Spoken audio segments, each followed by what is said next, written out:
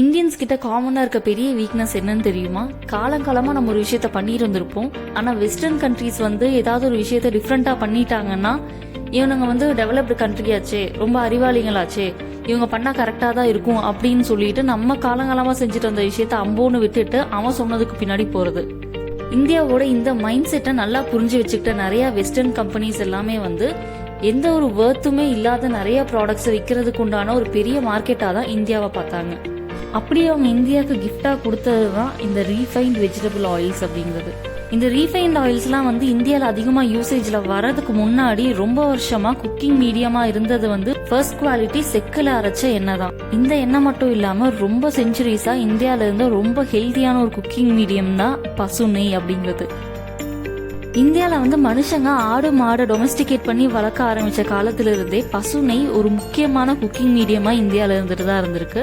உலகத்துல இண்டஸ்ட்ரியலைசேஷன் அதிகமானதுக்கு அப்புறமா நிறைய பேர் இண்டஸ்ட்ரியில போய் ஒர்க் பண்ண ஆரம்பிச்சதுக்கு அப்புறமா இந்த கேட்டில் ரேரிங்லயும் அக்ரிகல்ச்சர்லயும் ஒர்க் பண்ற பெர்சன்டேஜ் கம்மியா இருந்தது. இதனால நிறைய ஃபுட் பேஸ்ட் ப்ராடக்ட்ஸும் வெளியிருந்து வாங்குறது அதிகமா இருந்தது. இந்த டைம்ல தான் குக்கிங் மீடியமான ஆயிலையும் பாக்கெட்ல போட்டு விற்க ஆரம்பிச்சாங்க. குக்கிங் ஆயில் எல்லாருக்குமே ஈஸியா அவைலபிள் ஆகுறது ஒரு நல்ல விஷயம் தான். ஆனா என்ன ஆச்சுன்னா எல்லா கம்பெனிஸும் அதிகமா காம்பீட் பண்ணும்போது அவங்க விற்கிற ஆயிலோட நேச்சர்ல கை வைக்க ஆரம்பிச்சாங்க. அவங்க ஆயில ரீஃபைன் பண்ண ஆரம்பிச்சிட்டாங்க. இந்த ரீஃபைன்ட் ஆயில் பாக்குறதுக்கு பிளசண்டா இருக்கு, பார்க்க தண்ணி மாதிரி இருக்கு அப்படிங்கறதுனால மக்களும் இது ரொம்ப குவாலிட்டியான ஆயில் போல அப்படின்னு நினைச்சிட்டு அதிகமா வாங்க ஆரம்பிச்சிட்டாங்க. அதே மாதிரி வெஸ்டர்ன் கண்ட்ரிஸ் எங்க தேல்பத்ரி சிங் மாதிரி இந்தியாவா அதுக்குண்டான மார்க்கெட்டா பார்க்க ஆரம்பிச்சிட்டாங்க. ரீஃபைன்ட் ஆயில் டிஸ்ட்ரிபியூஷனை இந்தியாவையும் இறக்கிட்டாங்க. இது நடந்தது 1970s. ஆனா இந்தியன்ஸ் தான் அவ்வளவு சீக்கிரம் ஏமாத்த முடியாது. என்னதான் வெஸ்டர்ன் கண்ட்ரீஸா இருந்தாலும் இந்தியன்ஸ் அவங்க நம்ப ஆரம்பிக்கணும்னா ஒரு ஸ்ட்ராங்கான பாயிண்ட் அவங்க சைடு வேணும். அதுக்காக என்ன பண்ணாங்கன்னு தெரியுமா? இந்தியன்ஸ் ரொம்ப காலமா ரொம்ப ஹெல்த்தியான ஃபுட் சாப்பிட்டு வரவங்க, பாடி ஹெல்த்தியா வச்சிருக்கவங்க, இம்யூனிட்டி அதிகமா இருக்கவங்கன்னு தெரிஞ்சு இவங்க கிட்ட ஹெல்த் பத்தி அதிகமா சொல்லி வித்தா இது அதிகமா செல் ஆகும் அப்படிங்கிற ஒரு மைண்ட் செட்ல நாங்க விற்கிற ரீஃபைன்ட் வெஜிடபிள் ஆயில்ஸ் எல்லாம் ஹார்ட்டுக்கு ரொம்ப நல்லது, நீங்க இங்க யூஸ் பண்ணிட்டு இருக்க ஆயிலோ இல்ல கீ இதெல்லாமே ஹார்ட்டுக்கு ரொம்ப கெடுதல், ரொம்ப ஃபேட் இருக்க ஃபுட்டு, இதெல்லாம் நீங்க எப்படி சாப்பிட்றீங்க, ரீஃபைன்ட் ஆயில் எடுத்துக்கோங்க அப்படின்னு சொல்லி விற்க ஆரம்பிச்சிட்டாங்க. அப்படிலாம் நீ சொல்றத நாங்க நம்ப முடியாது அப்படின்னு இந்தியன் சொல்லுவாங்கன்னு தெரிஞ்சு டாக்டர்ஸை வச்சு அட்வர்டைஸ் பண்ண ஆரம்பிச்சாங்க. அதுவும் இந்த 1960s 70s எல்லாம் மெடிக்கல் ஃபீல்டில் அதிகமாக அட்வான்ஸ்மெண்ட்ஸ்லாம் வர ஆரம்பிச்சிருந்த டைம். அந்த டைமில் டாக்டர்ஸ் ஏதாவது சொன்னாங்கன்னா எல்லாருமே நம்பிடுவாங்கன்னு தெரிஞ்சு டாக்டர்ஸ் வச்சு இந்த மாதிரி இது உங்கள் ஹார்ட்டுக்கு ரொம்ப நல்லது, அதிகமாக கொலஸ்ட்ரால் இருக்காது, நாங்கள் சுத்தமான வெஜிடபிள் ஆயில் கொடுக்குறோம் அப்படின்னு சொல்லி அட்வர்டைஸ் பண்ண ஆரம்பிச்சிட்டாங்க. For example sunflower oil, palm oil, இதே ரொம்ப ஹெல்த் கான்ஷியஸாக இருக்க பீப்புள்லாம் ஆலிவ் ஆயில்ஸ் வாங்க ஆரம்பிச்சாங்க. மற்ற ஆயில்ஸை விட 5 மடங்கு அதிக ப்ரைஸ் கொடுத்து. இதுக்கு விலை போன டாக்டர்ஸும் நியூட்ரிஷனிஸ்டும் எந்த கலரும் இல்லாமல், எந்த ஃப்ளேவரும் இல்லாமல், எந்த நியூட்ரிஷனும் இல்லாமல் இருக்க ஆயில்ஸை வாங்க சொல்லி ப்ரொமோட் பண்ணாங்க. ஆனால் இதில் கான்ட்ரவரியான ஃபேக்ட் என்னன்னா, ரீஃபைன்ட் ஆயில்ஸ் இந்தியாவுக்கு வரதுக்கு முன்னாடி இந்தியாவில் ரெக்கார்டட் ஹார்ட் அட்டாக்ஸ் கூட கம்மியாக தான் இருந்தது. ஆனால் இதை தான் ஹார்ட்டுக்கு நல்லதுன்னு சொல்லி வித்துட்டு இருந்தாங்க. இந்த அளவுக்கு ரீஃபைன்ட் ஆயில்ஸை கழுவி ஊத்துறேனே அதில் அவ்வளோ மோசமாக என்னதான் இருக்கு, அதை பற்றி தெரிஞ்சுக்கணும்னா இந்த ஆயில் ரீஃபைனிங் ப்ராசஸை பற்றி நம்ம தெரிஞ்சுக்கணும். வாங்க பார்த்துடலாம். நம்ம ஒரு எக்ஸாம்பிளுக்காக இன்னைக்கு பாம் ஆயில் பார்த்துடலாம். இந்த பாம் ஆயில் தான் இருக்கிறதுலே சீப்பஸ்ட் குக்கிங் ஆயில். இது பாம் ஃப்ரூட்ல இருந்து, பனம்பழத்துல இருந்து எக்ஸ்ட்ராக்ட் பண்ற ஆயில் தான். இதோட ரீஃபைனிங்ல 4 ஸ்டேஜஸ் இருக்கு: டீகம்மிங், ப்ளீச்சிங், ஃபில்ட்ரேஷன், டீஆர்டரைசேஷன்.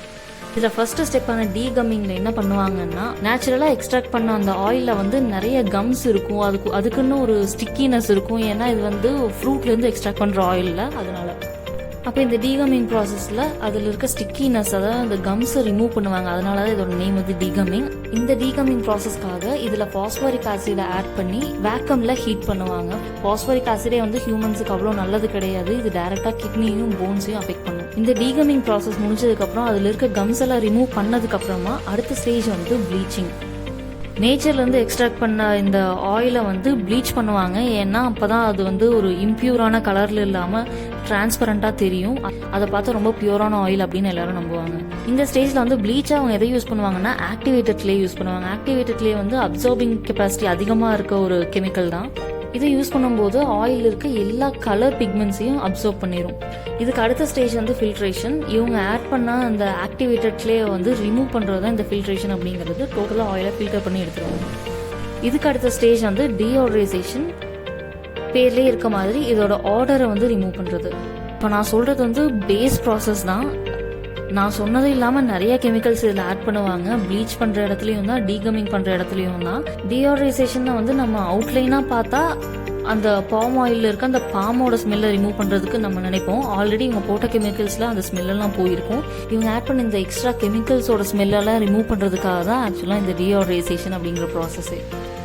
இந்த ரீஃபைனிங் ப்ராசஸ்க்கு முன்னாடி பாம் ஆயிலாக இருந்த அந்த லிக்விட் வந்து இவ்வளோ ப்ராசஸ் தாண்டி வரும்போது அதில் பாம் ஆயிலோட பர்சன்டேஜ் ரொம்ப கம்மியாயிரும். இவங்க ஆட் பண்ணுற கெமிக்கல்ஸ் தான் அந்த ஆயிலாகவே இருக்கும். இதை தான் வந்து ரொம்ப ரீஃபைன்டு சுத்தமான ஆயில் ஹார்ட் பேஷண்ட்ஸுக்கு ரொம்ப ரொம்ப நல்லது அப்படின்னு சொல்லி வித்துட்ருக்காங்க. இதுக்கு பின்னாடி போன நம்ம வந்து ரொம்ப வருஷமாக யூஸ் பண்ணிட்டு இருந்த பல நல்ல ஹெல்த்தியான ஆயில்ஸ் எல்லாம் மறந்துட்டோம். அது கூடவே நம்ம பண்ண பெரிய தப்பு நெய் யூஸ் பண்ணுறதை மறந்துட்டோம். நெய்யை வந்து ஃபுட்டில் இன்க்ளூட் பண்ணிட்டாலே ஹார்ட் டிசீசஸ் வரும், அவங்களுக்கு வந்து ஃபேட் அதிகமாக வரும் அப்படின்னு அவங்க நம்ப வைக்கணும்னு நினச்சதை அவங்க சாதிச்சிட்டாங்க. நம்ம தான் ஏமாந்துருக்கோம். நான் வந்து ரொம்ப நல்லது அப்படின்னு சொல்லிட்டு இருக்க நெய் வந்து பேக் பண்ணி அதுவும் ரீஃபைண்ட் ஆகி வர நெய் பற்றி கிடையாது. எல்லாரும் வீட்லேயுமே ரொம்ப ஈஸியாக செய்யறதை பற்றி சொல்லிட்டு இருக்கேன். அப்போ நான் நெய்யில் வந்து சுத்தமாக ஃபேட்டே கிடையாது அப்படின்னு சொல்கிறேன்னா அப்படின்னு பார்த்தா அது கிடையாது. நெய்யில் வந்து ஃபேட் அதிகமாக இருக்குங்கிறது உண்மை தான். ஆனால் அது வந்து நம்ம உடம்புல இருக்க ரொம்ப ஸ்டப்பனான ஃபேட்டை கம்மி பண்ண ஹெல்ப் பண்ணணும்னா உங்களால் நம்ப முடியுமா? நீங்கள் ஃபேட் லாஸ் பண்ணோன்னா நீங்கள் நெய்யை உங்கள் ஃபுட்டில் அதிகமாக யூஸ் பண்ண ஆரம்பிக்கணும் அப்படின்னு நான் சொன்னால் உங்களால் நம்ப முடியுமா? பட் அதுதான் உண்மை. இன்ஃபேக்ட் நெய்யோட ஸ்மோக்கிங் பாயிண்ட்டுங்கிறது ரொம்ப அதிகங்கிறதுனால டீப் ஃப்ரை பண்ணுறது கூட நெய்யை யூஸ் பண்ணலாம். நெய் யூஸ் பண்ணுறோட ஹெல்த் பெனிஃபிட்ஸ் என்னென்னு பார்த்தீங்கன்னா omega-3 ஃபேட்டி ஆசிட்ஸ் இதில் அதிகமாக இருக்குது. அதுவும் இல்லாமல் இது ஆன்டி இன்ஃப்ளமேட்டரி, ஆன்டி கேன்சரஸ், அதுவும் இல்லாமல் இதில் ஃபேட்டும் அதிகமாக இருக்குது. ஃபேட் அதிகமாக இருக்குங்கிறதுக்காக இது ஒரு நெகட்டிவ் கிடையாது. நம்ம உடம்புக்கு தேவையான ஃபேட் இந்த கீயில் இருக்குது. அப்படி எதுக்காக இந்த ஃபேட் வந்து நம்ம உடம்புக்கு தேவை அப்படின்னு சொல்கிறேன்னா அதுக்கு நம்ம விட்டமின்ஸை பற்றி தெரிஞ்சுக்கணும். Vitamins A, B, C, D, E and K இருக்குல்ல, இது வந்து இதோட சால்யூபிலிட்டி பேஸ் பண்ணி 2 டைப்பாக டிவைட் பண்ணுவாங்க. ஒன்று வாட்டர் சால்யூபிள் விட்டமின்ஸ், இன்னொன்று ஃபேட் சால்யூபிள் விட்டமின்ஸ். இந்த வாட்டர் சால்யூபிள் விட்டமின்ஸ் வந்து நம்ம கன்சியூம் பண்ணோம்னா நம்ம உடம்புல இருக்க வாட்டர்லேயே இந்த விட்டமின்ஸ் வந்து கரைஞ்சு அப்சார்ப்ஷனுக்கு ரெடி ஆகிடும். ஆனால் ஃபேட் சால்யூபிள் விட்டமின்ஸ் வந்து அந்த மாதிரி கிடையாது. அந்த விட்டமின்ஸ் வந்து ஃபேட்டில் டிசால்வ் ஆச்சுன்னா தான் நம்ம உடம்பு வந்து அதை அப்சார்பே பண்ணிக்கும். அப்படி ஃபேட் சால்யூபிள் விட்டமின்ஸ் எது எதுலன்னா vitamin A, C, D and K. Indian குக்கிங்கில் வந்து கடுகு, கருவேப்பிலை இதெல்லாம் ஆயிலில் தாளித்து யூஸ் பண்ணுற ட்ரெடிஷனாக இருக்குது. இப்படி சமைக்கும்போது நம்ம கருவேப்பிலையை வந்து நம்ம சாப்பிடாம தூக்கி போட்டாலுமே நம்மளுக்கு அது பெனிஃபிஷியல் தான்.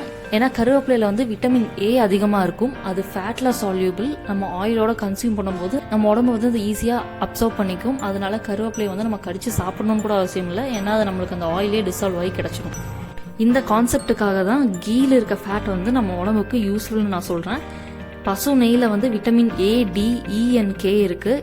இந்த 4மே வந்து ஃபேட் சால்யூபிள் விட்டமின்ஸ் தான். நெய்லேயும் ஃபேட் அதிகமாக இருக்குது. அதனால நெய் வந்து விட்டமின்ஸோட சோர்ஸாகவும் இருக்கும், விட்டமின்ஸோட அப்சார்ப்ஷனுக்கும் ஹெல்ப் பண்ணும். பட் ஃபைனலி ரீஃபைண்ட் ஆயில்ஸ்லேயும் ஃபேட் இருக்குது, கீலேயும் ஃபேட் இருக்குது. இப்படி இருக்கும்போது இதில் என்ன டிஃப்ரென்ஸ் இருக்குது, நான் அதையே யூஸ் பண்ணலாமே அப்படின்னு நினைக்கிறவங்களுக்கு இன்னொரு விஷயம். கீல ஃபேட் இருந்தாலும் அது ஹெல்த்தி ஃபேட். ரீஃபைண்ட் ஆயிலில் இருக்க ஃபேட் வந்து அன்ஹெல்த்தி, அது வந்து 0% நியூட்ரிஷியஸ். அது மட்டும் இல்லாமல் காமன் சென்ஸோட யோசிச்சாலே நம்மளால புரிஞ்சுக்க முடிகிற ஒரு விஷயம், எதுலேருந்து எக்ஸ்ட்ராக்ட் பண்ணுறாங்கன்னு கூட நம்மளுக்கு சொல்லாமல் சும்மா பேக்கெட்டில் இது பாம் ஆயில், இது சன்ஃப்ளவர் ஆயில்னு சொல்லிட்டு ஏகப்பட்ட ரீஃபைனிங் ப்ராசஸ், ப்ளீச்சிங் ப்ராசஸ் எல்லாம் முடிஞ்சு நம்ம கையில் எந்த ஒரு நியூட்ரிஷனுமே இல்லாத ஒரு லிக்விடை கொடுத்து காசு வாங்குறாங்க. அதை விட நேச்சர் நம்ம கையில் கொடுக்குற இந்த கவு கீ வந்து எந்த விதத்துலேயுமே கெட்டது கிடையாது. இதில் ஒரு ஃபன் ஃபேக்ட் என்னன்னா, ஆலிவ் ஆயில், சன்ஃப்ளவர் ஆயில் மாதிரி ரீஃபைண்ட் ஆயில்ஸ் தான் வந்து உடம்புக்கு நல்லது அப்படின்னு நினச்சிட்டு இருந்த வெஸ்டர்ன் கண்ட்ரீஸோட கிச்சனில் எல்லாம் இப்போது பசு நெய்யை தான் வச்சுருக்காங்க, கிளாரிஃபைட் பட்டர் அப்படிங்கிற பேரில். இப்போ யூரோப்லேயும் யூஎஸ்லேயும் இருக்க ஹெல்த் எக்ஸ்பர்ட்ஸும் நியூட்ரிஷனிஸ்ட்டும் இந்த கவு கீ வந்து ரொம்ப நல்லது போல், இது எல்லாருமே டயட்டில் சேர்த்துக்கோங்க அப்படின்னு அட்வைஸ் பண்ணிட்டு இருக்காங்க. ஏதானா நாங்கள் முதலே பண்ணிட்டு இருந்தோம், எங்களை அப்படியே விட்டுருந்தா இந்தியாவில் இவ்வளோ ஹார்ட் பேஷண்ட்ஸ் இப்போ இருந்திருக்க மாட்டாங்க. இது மட்டும் கிடையாது, வெஸ்டர்ன் மார்க்கெட் வந்து இந்தியாவில் நிறையா ஸ்கேம்ஸ் பண்ணியிருக்காங்க. இந்தியன்ஸோட எக்கனாமி, எஜுகேஷன், ஹெல்த்லேருந்து எல்லா விஷயத்தையும் அஃபெக்ட் பண்ணுற மாதிரி பல ஸ்கேம்ஸ் வந்து வெஸ்டர்ன் மார்க்கெட்லேருந்து இந்தியாவுக்கு நடந்திருக்கு. அதுக்கு நம்ம பார்த்த ஒரு சின்ன எக்ஸாம்பிள் தான் இந்த கவு கீங்கிறது. ஆனால் என்னதான் பெரிய ஃபாரின் கம்பெனிஸாக இருந்தாலும் இந்தியன்ஸோட நம்பிக்கையை சம்பாதிக்கிறது அவ்வளோ ஈஸி கிடையாது. இந்தியாவே ஒரு பெரிய இண்டஸ்ட்ரியல் ஹப் தான். இங்கே இருக்க மக்கள் வந்து அதை தாண்டி இன்னொரு ப்ராடக்டை வாங்கணும் அப்படிங்கிறது அவங்களுக்கு பெரிய காம்படிஷன் தான்.